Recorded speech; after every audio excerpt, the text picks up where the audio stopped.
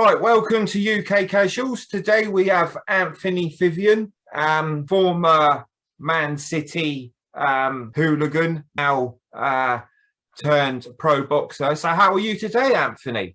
Yeah, I'm good, thanks, pal. Not too bad. Cheers, mate. Okay, thank you very much for doing this, Anthony. So we'll get straight into it, and I like to take my interviewees back to the beginning. So when was the first time you went to Man City? First game I went to was around, I think it was the season 89-90. I was about 7 years old. And the first game was City v Tottenham. City won 2-1. I'll never forget it. It was Gazza scored for Tottenham. I think Gazza and Lineker was both playing for Tottenham at the time. So that tells you how far back it was, yeah. Yeah. Did you go with your dad, your uncles? No. What it was, most of my family are all Man United fans. Right.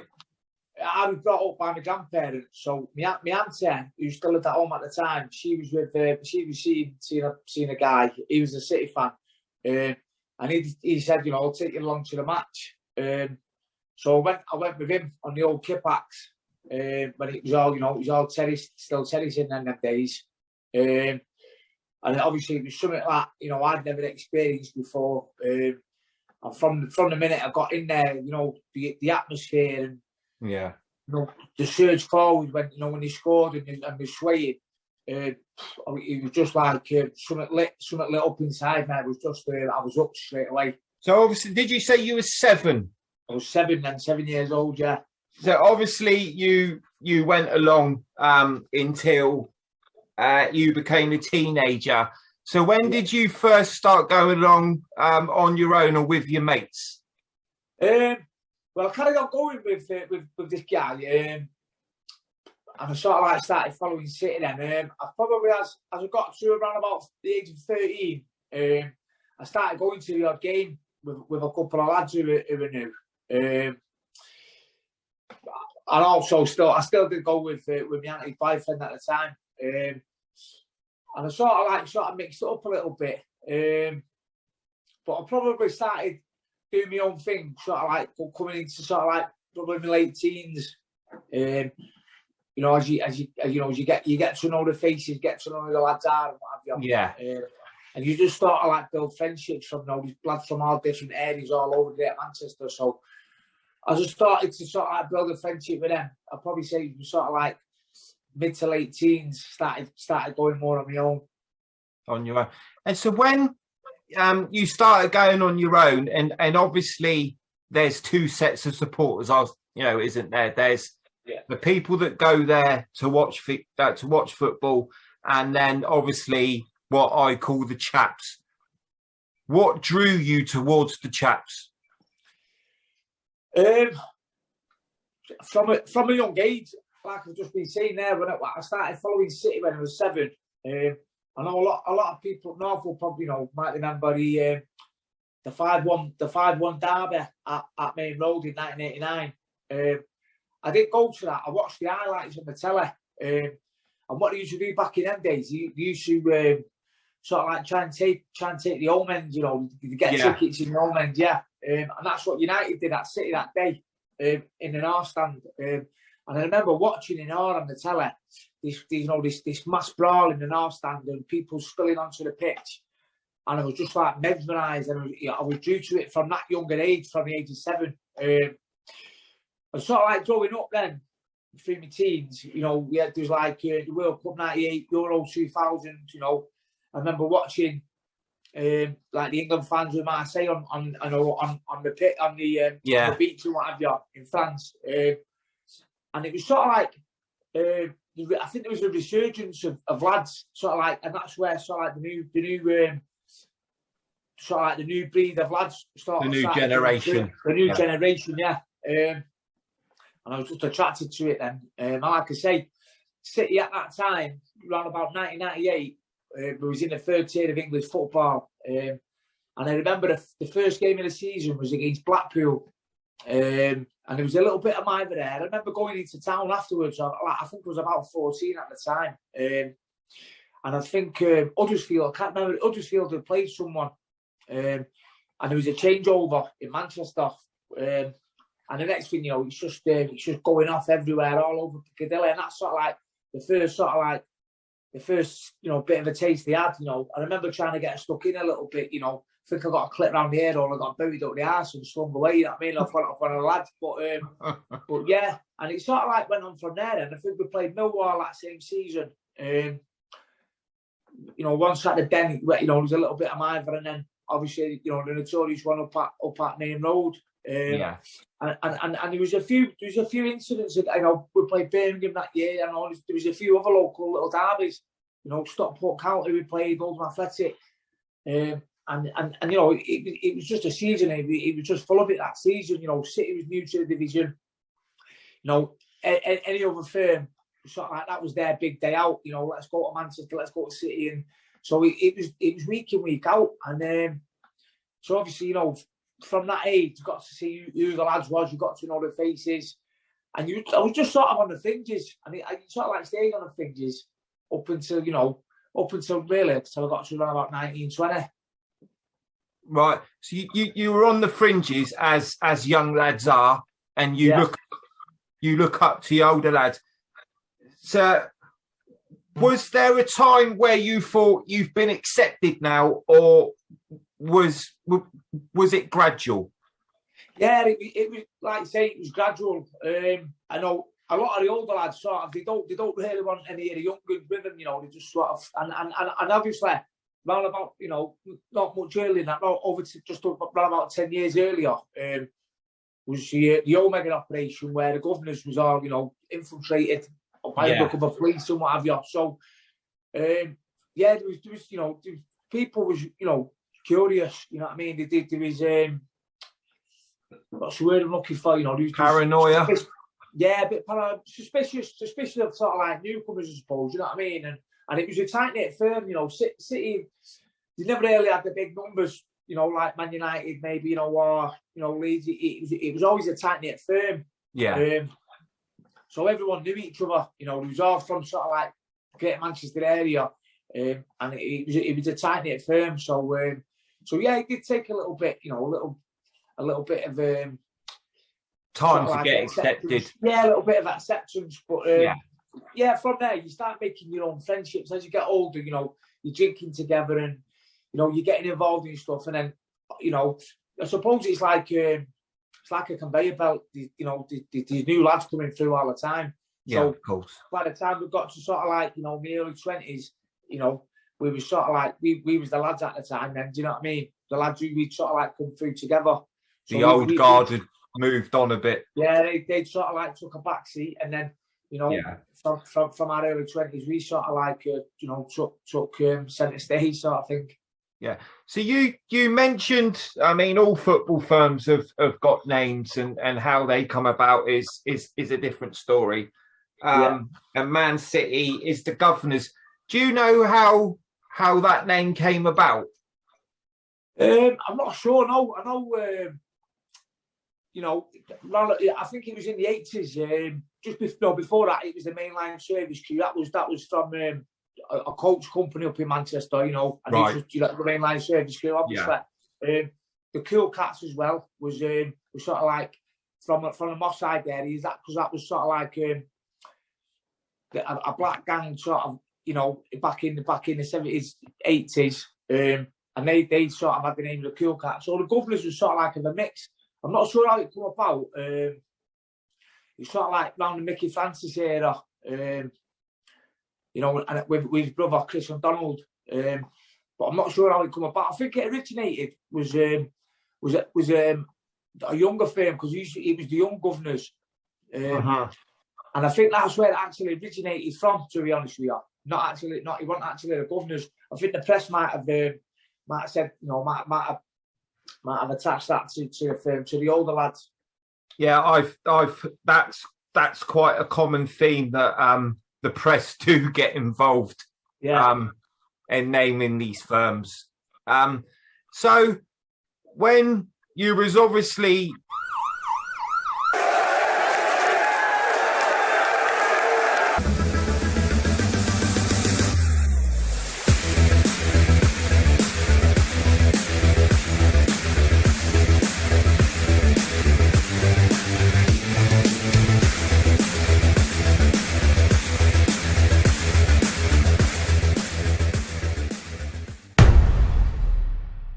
the Zulus, they used to come up a lot as well.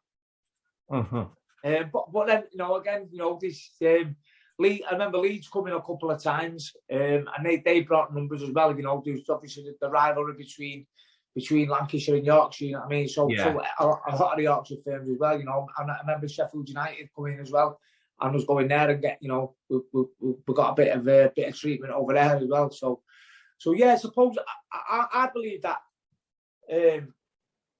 most firms on the day they can turn up and do the other. Of course, yeah. I mean, I've seen City go to West Ham, 300, 400 handed in a cup game. What was the best firms you came up against within your day? Within your best era. In our best era, I mean, obviously we had countless battles with Man United. That didn't even have to be a match day. I couldn't really say who the best one was. We had a bit of a rivalry with Stoke as well. Stoke's 1940, they used to come and they used to show a lot. Middlesbrough turned up a lot in the 90s.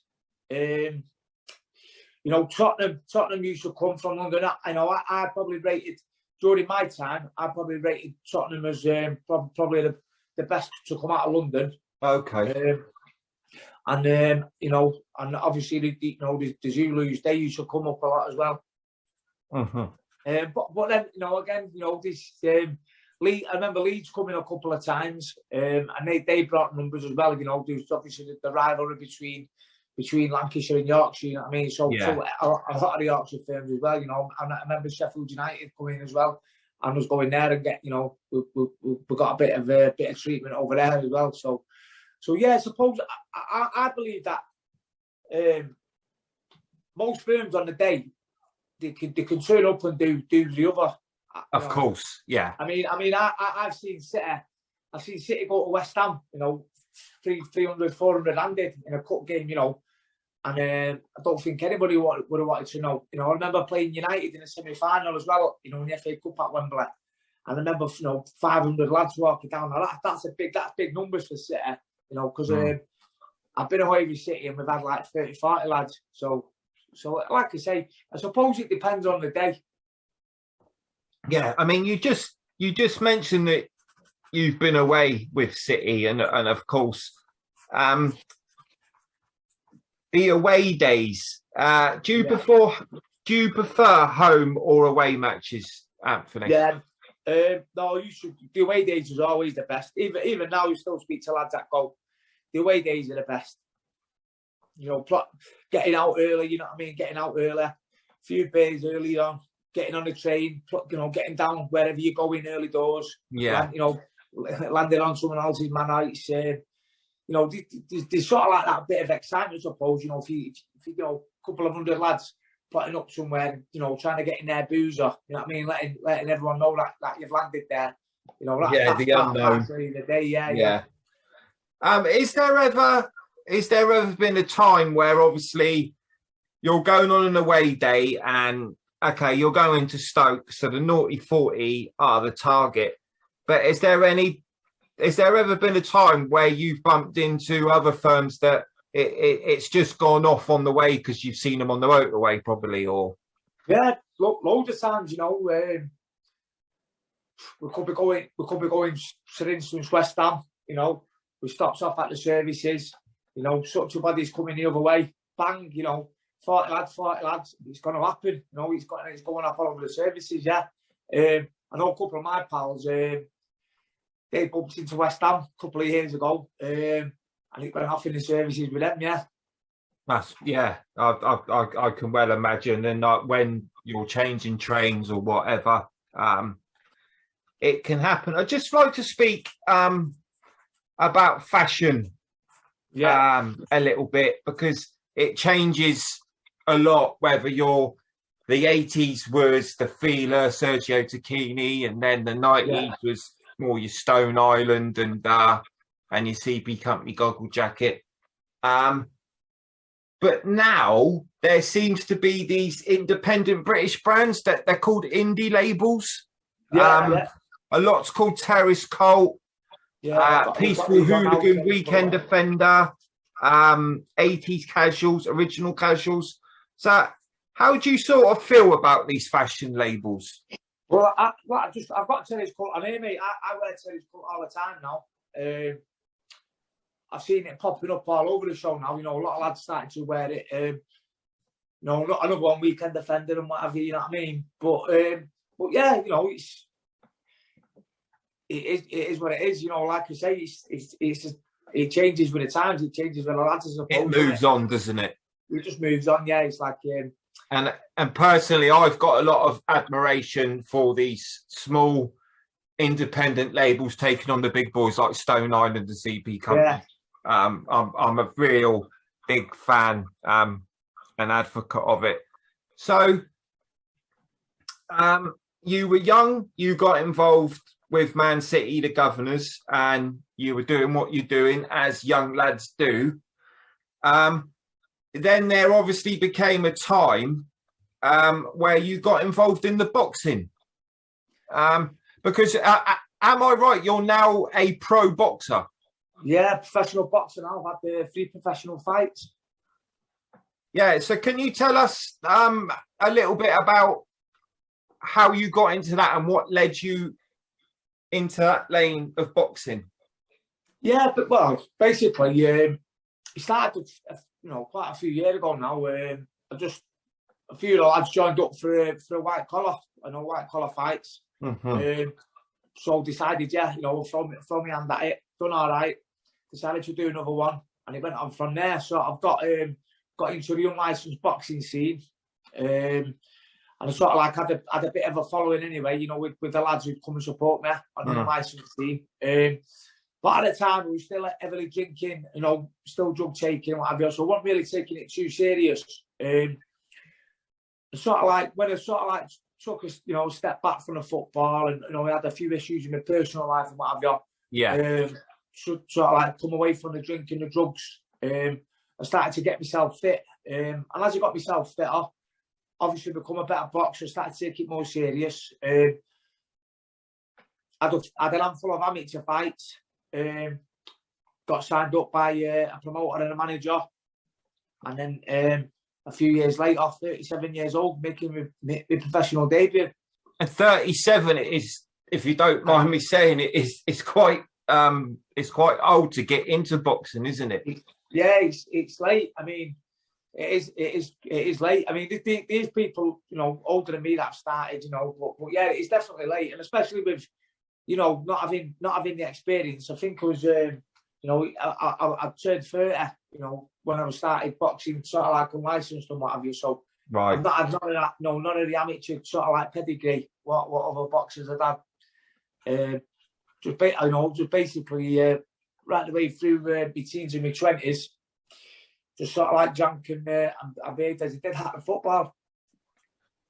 So how was or is the unlicensed scene in boxing, Anthony? To be fair, there's a good. You can find some, you know, decent boxers on there.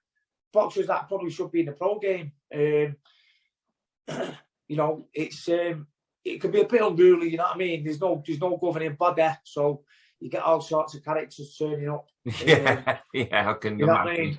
Yeah. So you know, there's not really no checking of the weights and what have you as such.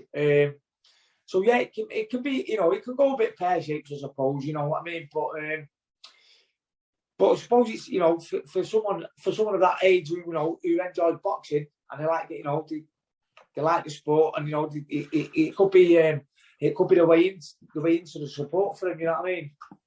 Yeah, and you've already mentioned that you have lads from Man City come to support you. Yeah. Which is, I think, is fantastic. So, what year did you turn pro, Anthony? Last year, was it 2021? 2021. Yeah. And how many pro bouts have you had? I've just had my third one now, last month. Third one. And what are you? Are you unbeaten or? No, I've lost one and won two. Lost one, won two. Wow, that's good. That's good numbers. So how long can you see yourself carrying on for in boxing? It just depends, I said at first, maybe 40, but I mean, I'm 38 now. I'm 39 in September. As long as I keep myself fit, I believe I can carry on. I suppose it's just about looking after yourself now. I'm not going to put myself in any sort of real danger, and give my body and my brain the punishment that I don't need to, So of course, yeah. I suppose we'll know when the time's right to sort of hang the gloves up. I've got a few little goals that I want to try and achieve. So I'm going to give it my best shot.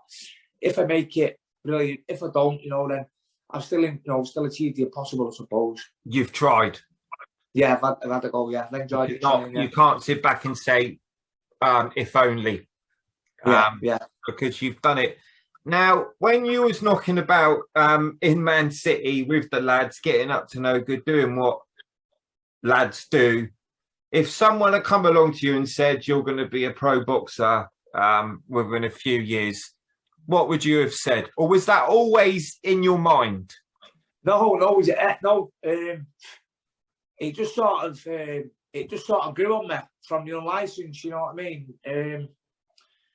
If someone said this to me 5 years ago, I would have just said, "Get us a fuck, mate." You know what I mean? I wouldn't have believed a word of it. But sort of as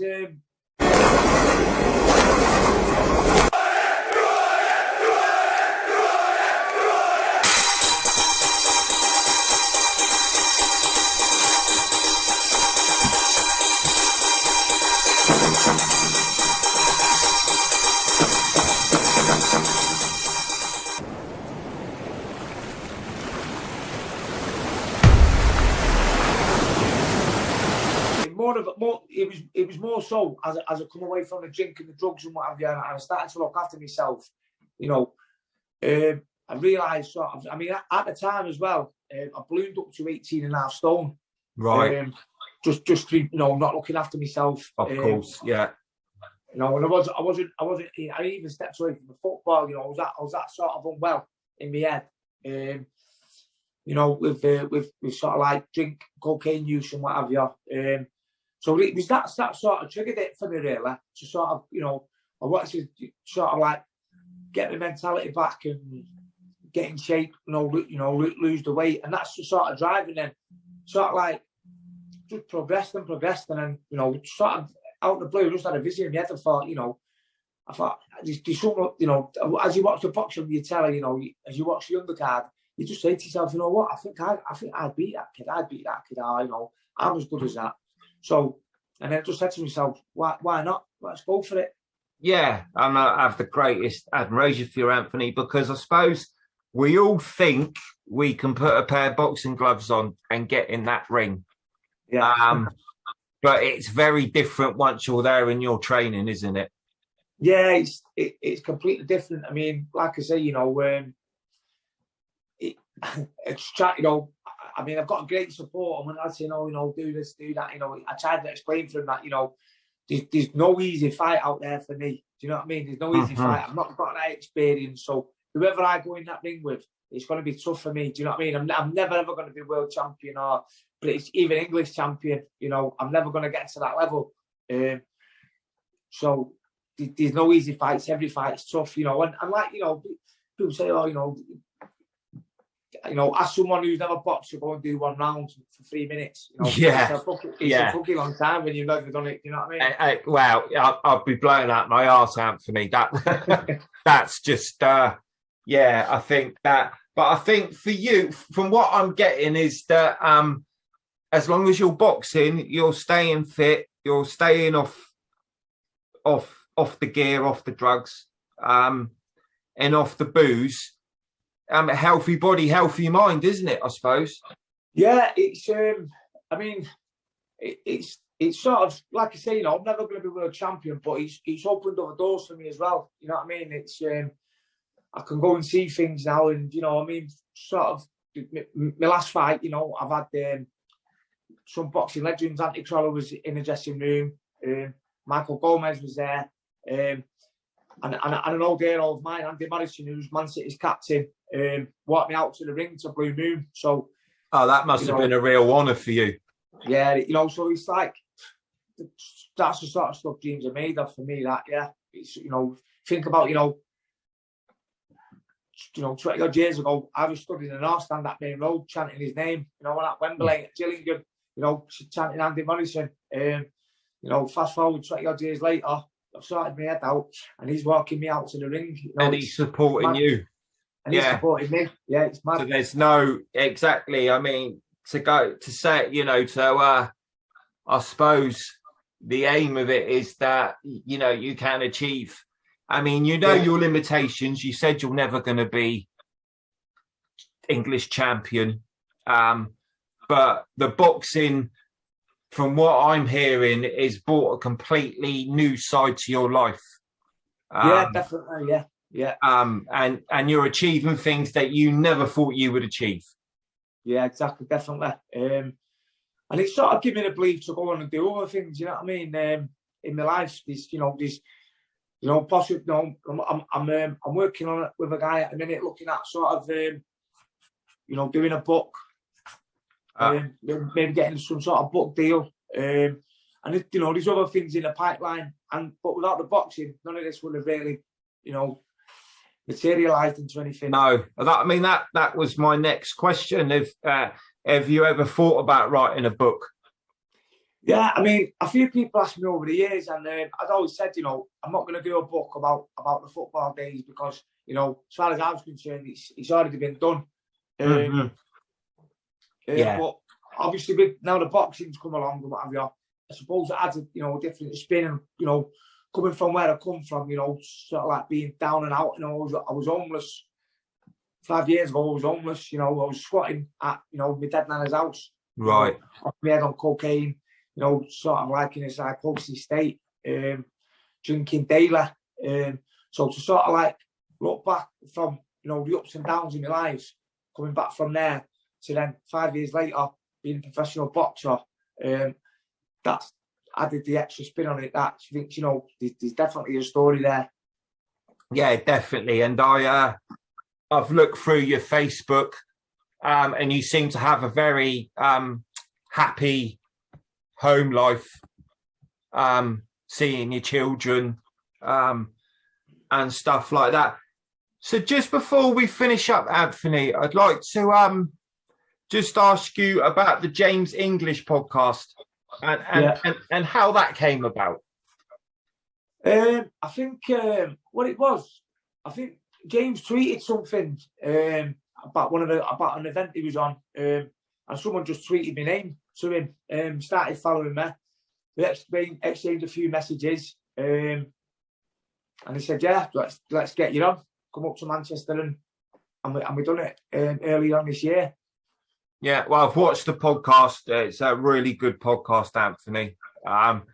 Really enjoyed it. It actually got me on to your story, and why I contacted you to come onto my podcast, because I interview a lot of formal football casual hooligans, whatever you want to call them, but they're of a certain age. You're more around my age. Yeah. So it's interesting to hear from someone that was in the modern era. Just before we go, just like to get your take on modern football, and how you think it's going, and how it's changed, and whether you think it's changed for the better. Yeah, I suppose it's constantly changing. From sort of like when I first went, very early 90s. When it was all standing, to then going to an all-seater stadium, especially being a Man City fan, I've seen massive changes. Yeah, we used to slag United off for sort of like their fan base, the tourism, but with success, that's what comes, and that's what we see that at City now. The big games, Real Madrid the other week, you know, there was a lot of tourists there, a lot of, you know, week in, week out fans, well, wasn't, you know, didn't get the tickets and what have you. So, yeah, it's constantly changing, you know. It used to be sort of like, you know, real working man, you know, real working class sport, you know. Yeah. It was just a man's sport. You didn't really see women at football. Now, No. you know, you go, and it's a family, you know, it's a family thing, you know, and I'm all for that, I suppose, you know. It's a day out with the families and what have you. I think one thing that's good at the minute, I know they've done it with a few grounds, is that they've introduced sort of like a standing section with the barriers and what have you. Yeah. And I think that's only going to add to the atmosphere, because I think the atmosphere has definitely died out, you know. To try and bring some sort of atmosphere back. Yeah, it's definitely, yeah. I mean, you could look at, you know, the German clubs, and I think they definitely got the right idea. You know, the cheap ticket. You know, you get the travel. You know, you get your travelling involved. You know, for the trains and what have you, and they're all standing, and you only got to look at their atmosphere. You know, compared to ours, I suppose. You know. Yeah, because I think I absolutely agree with you that, to me, modern football seems to be outpricing the working class person. Yeah, I mean, and it's a shame. Yeah, it is a shame. It is a shame. Because, like you say, you know, it's you know, going back in, you know, a few decades ago, it was, you know, everyone supported your local team. It was a working class sort of thing. You know, the lads got together on a Saturday, went and supported the local team. And now you look, you know, and it's sort of like a lot of businessmen there, and like say a lot of tourism, a lot of tourists there, and it's sort of like, I suppose it's not the game that we love and we fell in love with. No. I think Roy Keane phrased it years ago, the prawn sandwich brigade. Yeah, definitely, yeah, and I think that expands way beyond Man United now. If you look, you know, all around, you know, especially the top six clubs in England now. Suppose it's, you know, it's there at all of them. Yeah, no, definitely. Okay, Anthony, it's been a pleasure. Thank you very much for doing this. No problem. I wish you all the best in your boxing career, and I'll be keeping an eye out for you to see how you progress. So that's been Anthony Pythian. And there'll be more videos coming from UK Casual soon. Thanks a lot, mate.